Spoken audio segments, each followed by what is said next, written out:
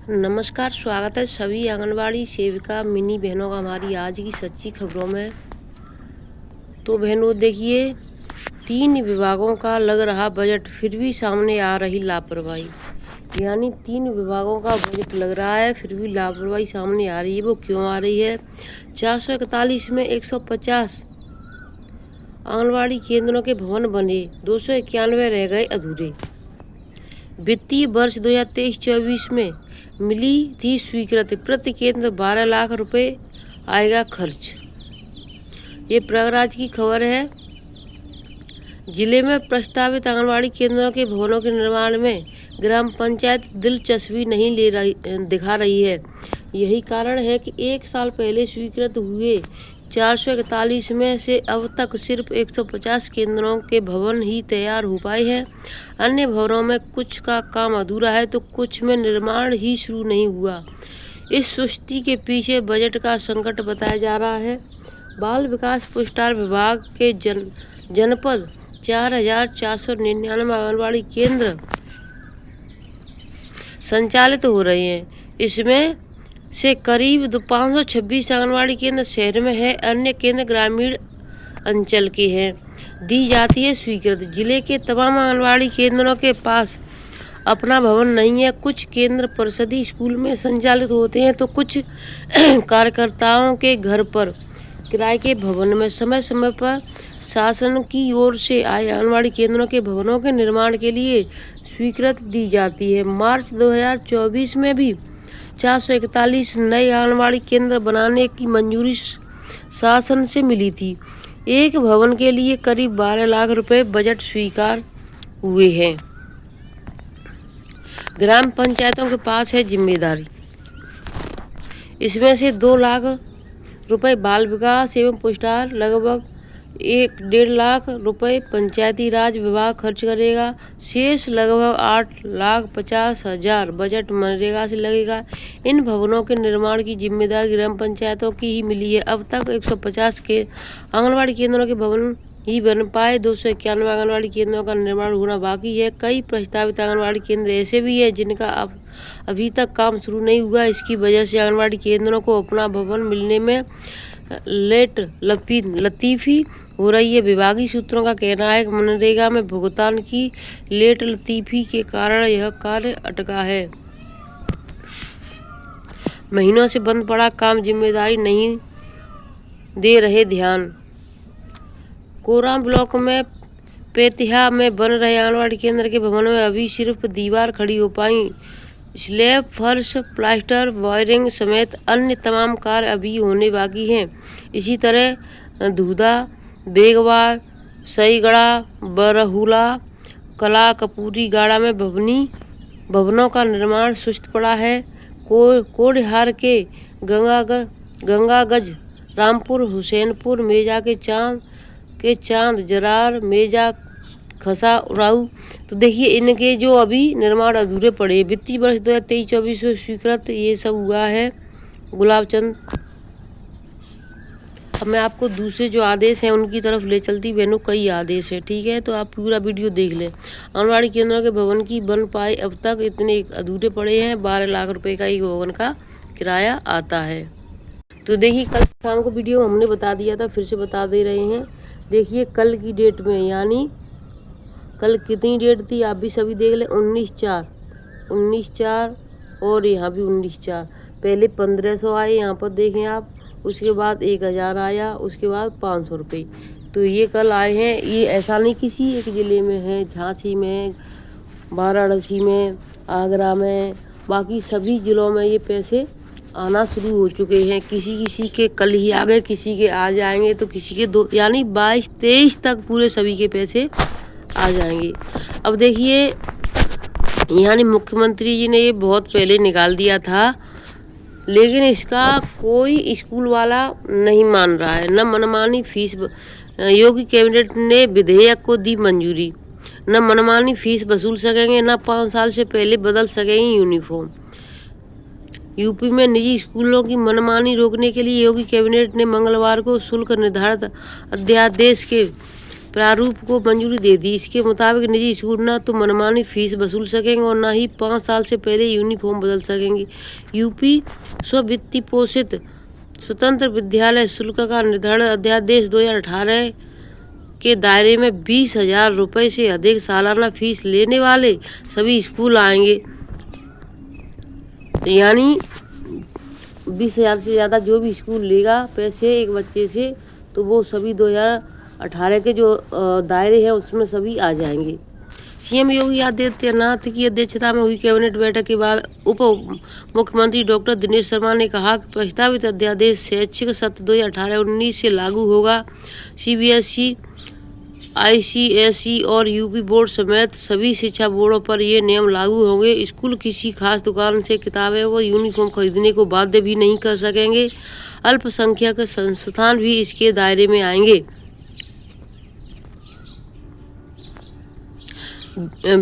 साल में 20,000 से ज़्यादा फीस वसूलने वाले स्कूल आएंगे दायरे में। उल्लंघन पर रद्द होगी मान्यता। दुकान विशेष से किताबें यूनिफॉर्म खरीदने को नहीं कर सकेंगे बाध्य। शुल्क संरचना 2 भागों में देखिए, संभावित शुल्क और वैकल्पिक शुल्क है। इसमें पंजीकरण, प्रवेश परीक्षा और संयुक्त वार्षिक शुल्क शामिल होगा। संभावित जो शुल्क है इसमें सभी चीज़ कौन कौन सी चीज़ें, पंजीकरण यानी शुरुआत, प्रवेश परीक्षा और संयुक्त वार्षिक शुल्क शामिल होंगे। ठीक है। और वैकल्पिक शुल्क में बस का किराया, बोर्डिंग, मेस, डाइनिंग, शैक्षणिक भ्रमण और अन्य मद। यह शुल्क तभी लिखा जा सकेगा जब छात्र इन सेवाओं का इस्तेमाल कर रहा होगा।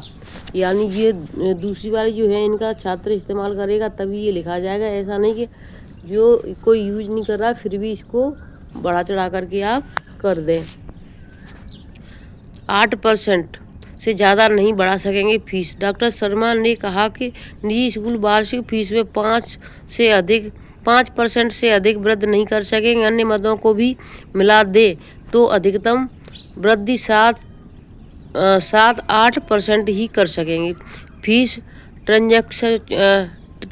स्ट्रक्चर अनिवार्य रूप से वेबसाइट पर प्रदर्शित करना होगा।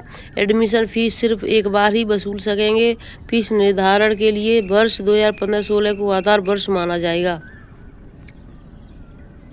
अगर कोई स्कूल नहीं मानता है तो देखिए 5 लाख रुपए तक जुर्माने का प्रावधान। शुल्क नियंत्रण करने के लिए प्रत्येक मंडल में मंडलीय समिति बनाई जाएगी। इसका निर्णय न मानने पर स्कूल प्रबंधक पर पहली बार 1 लाख रुपए, दूसरी बार 5 लाख रुपए जुर्माना लगाया जाएगा। तीसरी बार मान्यता रद्द कर दी जाएगी। अपर मुख्य सचिव प्राथमिक शिक्षा संजय अग्रवाल ने बताया कि प्रस्तावित विधेयक के प्रावधान उन स्कूलों पर लागू नहीं होंगे जो सिर्फ प्री स्कूलिंग शिक्षा देते हैं। घटिया जूते मोजे बांटने पर हाई कोर्ट ने मांगे रिकॉर्ड। IIM लखनऊ टॉप 100 शिक्षण संस्थानों से बाहर। CBI 20वीं गणित की परीक्षा दोबारा नहीं। हुसैनाबाद में गैस रिसाव से 9 बच्चों समेत 13 बीमार। My city. तो अब मैं आपको और आदेश दिखाना चाहूँगी जो बहुत ज़रूरी हैं आप सभी के लिए। सास भी दर्ज करा सकती है घरेलू हिंसा की शिकायत। इलाहाबाद हाईकोर्ट ने बहू के खिलाफ समन आदेश को सही ठहराया है। तो ये भी किसी ने याचिका डाली है किसी सास ने, तो उसको ये सही यानी कर दिया है कि सास भी हाई कोर्ट में अपना घरेलू हिंसा का शिकायत कर सकती है। तो देखिए कहीं पर खुशी तो कहीं पर गम है। देखिए यानी छिमरा मऊ नियुक्ति पत्र पाकर आंगनबाड़ी कार्यकर्ती के चेहरे खिले। अब इसी में मैं कुछ आपको जानकारी दूंगी। तहसील सभागार में SDM व भाजपा नेता के 20 आंगनबाड़ी कार्यकर्ताओं को नियुक्ति पत्र सौंपे। नियुक्ति पत्र पाकर उनके चेहरे खिल गए। बुधवार को तहसील सभागार में आयोजित कार्यक्रम में SDM ज्ञानेंद्र कुमार द्विवेदी व भाजपा जिला उपाध्यक्ष गौरव द्विवेदी ने छिमरा मऊ ब्लॉक के ग्राम कुबरियापुर की प्रतिभा, खोजीपुर की प्रेमिका, कस्बा की शर्मिला, जुसुआमई की प्रियंका, बलरामपुर की प्रीति, नगला बजा की सोनम सैनी, कुंवरपुर जनू की वर्षा, मेरापुर गड़िया की रागिनी, कुंवरपुर बनवारी सरिता व मृदुला सराय, गुजरमल की प्रीति, सोखिर के ग्राम मुर्गा की अलका पाल। तो यानी यहाँ पर जो बहनों के नाम दिए गए हैं, जिनको यानी 20 आंगनबाड़ी कार्यकर्ताओं को नियुक्ति पत्र मिले हैं, उनके चेहरे खिले हुए हैं। अब मैं आपको और भी जानकारी देना चाहती हूँ। तूल पकड़ता जा रहा आंगनबाड़ी भर्ती घोटाला, ये सीतापुर से खबर आई है। ये बहुत ज़रूरी है आप सभी के लिए। जिले का चर्चित आंगनबाड़ी भर्ती घोटाला तूल पकड़ता दिख रहा है। गुरुवार को आवेदन करने वाली महिलाओं के साथ विकास भवन प्रांगण में समाज सेवी अनिश्चितकालीन भूख हड़ताल पर बैठ गए हैं। इससे पहले कई बार शिकायती पत्र दिए गए, जांच की मांग उठी, कुछ ऑडियो रिकॉर्डिंग भी वायरल हुई। पुष्पेंद्र सिंह का कहना है कि प्रशासनिक संवेदनशील जनता के आक्रोश को और गहरा करती है। सीतापुर के कसमंडा, सिधौली, गोदलामऊ और मिश्रिख, खेराबाद, हरगांव, मछरेहटा, रेउआ, पसंडी, महोली, बिस्वा, पिसवा जैसे लगभग सभी ब्लॉकों में 537 पदों पर आंगनबाड़ी भर्ती की प्रक्रिया प्रस्ताव थी, परंतु इन भर्तियों को पारदर्शी ढंग से कराने की जगह इनसे भ्रष्टाचार की भेंट चढ़ा दिया गया। अभ्यर्थियों का आरोप है कि सीडीपीओ कार्यालय में तैनात बाबुओं और सुपरवाइजरों ने चयन प्रक्रिया में घालमेल किया है। पुष्पेंद्र सिंह ने कहा कि भ्रष्टाचार केवल निचले स्तर पर सीमित नहीं, बल्कि यह गठित अपराध का रूप ले चुका है। आर्थिक रूप से कमजोर लेकिन योग्य अभ्यर्थियों को दरकिनार कर अमीर व रसूखदार उम्मीदवारों को चुना गया है। फर्जी मेरिट लिस्ट, योग्य उम्मीदवारों को कम अंक देकर सूची से नीचे रखा गया। कुछ प्रभावशाली लोगों के हस्तक्षेप से चयन सूचियों में निरंतर बदलाव किए गए। जब अभ्यर्थियों ने आवाज़ उठाई तो उन्हें धमकाया गया कि कोर्ट में मामला ले जाओ, कुछ नहीं होगा। भूख हड़तालियों ने मांग की है कि निष्पक्ष एवं उच्च स्तरीय जांच की जाए ताकि दोषियों को बेनकाब किया जा सके। लोकायुक्त या सतर्कता आयोग की जांच कराई जाए, दोषियों के खिलाफ सख्त कार्रवाई हो और पूरी प्रक्रिया को पुनः निष्पक्ष व पारदर्शी ढंग से कराया जाए। तो देखिए, ये 17 यानी इन्होंने पहले भी कह दिया था कि 16 तारीख तो हम देखेंगे। अगर 16 तक सरकार नहीं सुनती है तो 17 तारीख से हम भूख हड़ताल पर बैठ जाएंगे। तो ये यहाँ पर सीतापुर में सभी भूख हड़ताल पर बैठ चुके हैं। ये लखीमपुर खीरी का है, यानी सीडीपीओ के खिलाफ मुकदमा दर्ज हो चुका है बहनों।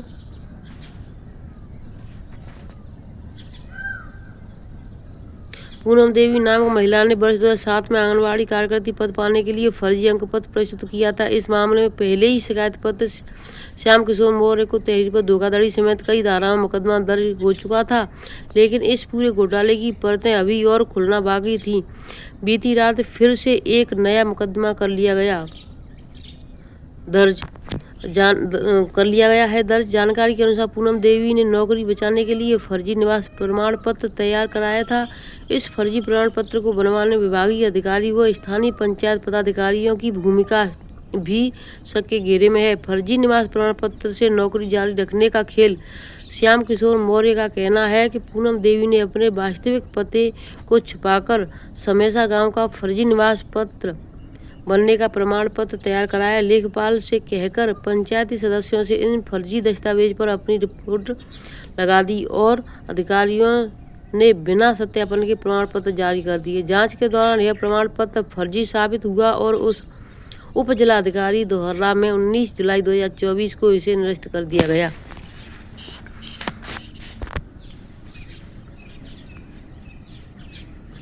उनकी सह पर ही पूनम देवी ने समेसा ग्राम की आंगनबाड़ी में नौकरी पाई और जब खुलासा होने पर आंगनबाड़ी कार्यकर्ती को सस्पेंड कर दिया गया है। तो यानी देखिए, अब नौकरी अभी यानी फॉर्म भरा था, अब नौकरी पाई है 2007 में। अब यानी देखिए, फर्जी काम कितना भी कर लो, ये हमेशा फर्जी रहता है। मैं आपको एक और नई जानकारी दिखाना चाहूँगी। अभियुक्त की शारीरिक विशेषताएं, विकृतियाँ और अन्य विवरण।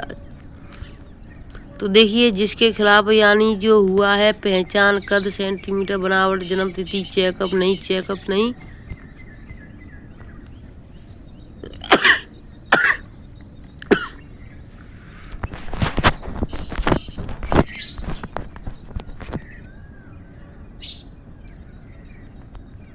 देखिए, यहाँ से चूंकि उपरोक्त जानकारी से पता चला कि अपराध करने का तरीका मद संख्या में उल्लेख धारा तहत है और जांच के लिए लिया गया है। जांच अधिकारी का है उसमें अपने पास में लेने के लिए निर्देश किया गया, इनकार किया गया। अब इसमें कहा है शिकायतकर्ता सूचना दर्ज के प्राथमिकी पढ़कर सुनाई गई, सही दर्ज हुई माना और एक कॉपी निःशुल्क शिकायतकर्ता को दी गई।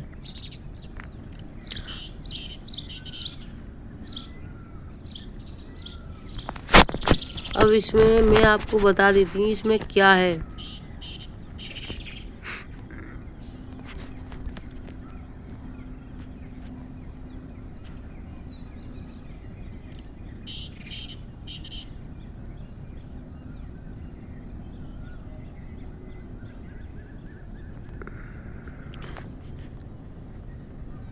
देखिए लखीमपुर खीरी की है। नकल तहरी न्यायालय सीमान मुख्य न्यायालय मजिस्ट्रेट महोदया लखीमपुर खीरी प्रकीर्ण फौजवाद संख्या वर्ष 2024 श्याम किशोर मौर्य उम्र 40 वर्ष पुत्र अंगने दिलावरपुर थाना खमिया जिला लखीमपुर खीरी बनाम प्रार्थी पूनम देवी व उम्र लगभग 39 वर्ष पुत्री ओम प्रकाश पत्नी जगदीश गौतम निवासी लालपुर मजरे दिलालपुर थाना खमरिया जिला खीरी आंगनबाड़ी कार्यकर्ती राज्य कर्मचारी श्रीमती प्रियंका कुमारी जी बाल विकास परियोजना अधिकारी विकास खंड ईसानगर थाना ईसानगर जिला खीरी राज्य कर्मचारी विपक्षीगढ़ प्रार्थना पत्र।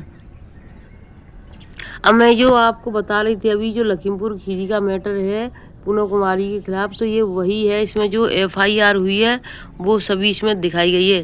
तो देखिए मैं यहाँ से बता देती हूँ आपको यह कि प्रार्थी एक भ्रष्टाचार विरोधी RTI कार्यकर्ता है तथा शासन एवं सरकार द्वारा जनहित की सार्वजनिक योजना और निर्माण कार्यों में अधिकारियों एवं कर्मचारियों द्वारा किए जा रहे भ्रष्टाचार को उजागर करने के लिए निरंतर प्रयासरत रहता है। धारा 2 यह कि विपक्षी क्रम संख्या प्रार्थी के ग्राम दिलावलपुर विकासखंड ईसानगर थाना खमरिया जिला खीरी में मजरे ग्राम लालपुर की निवासी है, जिसके द्वारा विगत वर्ष 2007 में प्रार्थी के ग्राम दिलावलपुर विकासखंड ईसानगर आंगनबाड़ी कार्यकर्ता के पद पर छल कपट एवं कूट रचना करके तैयार किए गए फर्जी अंक पत्र के आधार पर प्राप्त किया गया था, जिसके विरुद्ध प्रार्थी की तरफ से प्रस्तुत प्रार्थना पत्र अंतर्गत धारा देखिए धारा लगी हुई श्रीमान जी से द्वारा पारित किया गया है, यानी फर्जी तरीके से उन्होंने नौकरी पाई गई है। तो ये सभी उसमें धारा लगाई गई हैं। बनवाने उसी आधार पर ग्राम समोसा में आंगनबाड़ी केंद्र पर नौकरी करने के विरुद्ध कारित धोखाधड़ी हेतु रिपोर्ट दर्ज दंडात्मक कार्रवाई करने की बात कही गई, तो उन्होंने ऐसा करने से स्पष्ट मना कर दिया। जबकि विपक्षी क्रम संख्या के द्वारा कारित धोखाधड़ी एक सामाजिक अपराध की श्रेणी में आता है। धारा 4 विपक्षी क्रम संख्या द्वारा कारित धोखाधड़ी के शामिल होना इसलिए भी प्रमाणित होता है क्योंकि प्रार्थी द्वारा चाही गई जन सूचना के अनुक्रम में जिला कार्यक्रम अधिकारी महोदया लखीमपुर खीरी द्वारा बाल विकास परियोजना अधिकारी ईसानगर से मांगी गई सत्यापन आख्या संख्या ये 13/4/2023 ई में उन्होंने यानी मांगी, तब भी उन्होंने अभिलेख प्रमाण पत्र सह अंक पत्र के माता का नाम एवं जन्म तिथि में संशोधन होने का स्पष्ट उल्लेख किया गया है। जबकि संबंधित शिक्षा विभाग से संयुक्त शिक्षा निदेशक आजमगढ़ के द्वारा सूचना अधिकार के तहत मांगी गई सूचना के परिप्रेक्ष्य के क्रम संख्या तहत विपक्षी क्रम संख्या के मूल अभिलेखों के कोई संशोधन न होने तथा मूल अभिलेख में माता का नाम निर्मला देवी होने तथा बतौर सबूत कास्ट लिस्ट की प्रति संलग्न की गई। तो देखिए उनके यानी विरुद्ध कार्रवाई की गई है। अब देखिए उन पे जो मुकदमा भी लग चुका है। उनके पति का नाम राजकुमार सरोज, माता का नाम देखिए अलग, सब कुछ इसमें अलग लिखा गया है। तो देखिए ऐसी यानी और भी कोई अगर आंगनबाड़ी बहन है, मैं आपसे फिर से खुलकर कह रही हूँ, अगर किसी ने इस तरीके से धोखाधड़ी से कोई नौकरी पाई है, चाहे वो किसी में हो चाहे वो आंगनबाड़ी के पद में हो, जो कोई भी अगर इस वीडियो को देख रहा है तो अपना यानी रिजाइन दे दे, नहीं तो फिर आपके खिलाफ बहुत बड़ी कार्रवाई होगी। ऐसी कार्रवाई होगी कि जितना आपने कमाया नहीं होगा, जितना आपने नौकरी से मिलेगा नहीं, उससे कहीं ज़्यादा आप घर से देना पड़ेगा। तो देखिए, चाहे वो झूठ कैसा भी हो और कितना भी आप छिपा लो, एक झूठ को छिपाने के लिए आपको हज़ारों झूठ, लाखों झूठ बोलने पड़ेंगे, लेकिन फिर भी सत्य कभी न कभी सामने आ ही जाता है। तो ऐसी धोखाधड़ी नहीं करनी चाहिए किसी भी इंसान को। वीडियो को मैं यहीं पर रखती हूँ, फिर मिलती हूँ आपसे नई अपडेट के साथ। तब तक के लिए धन्यवाद। खुश रहें, स्वस्थ रहें और सुरक्षित रहें। वीडियो को ज़्यादा से ज़्यादा शेयर कर दें और चैनल को सब्सक्राइब अवश्य कर लें। धन्यवाद।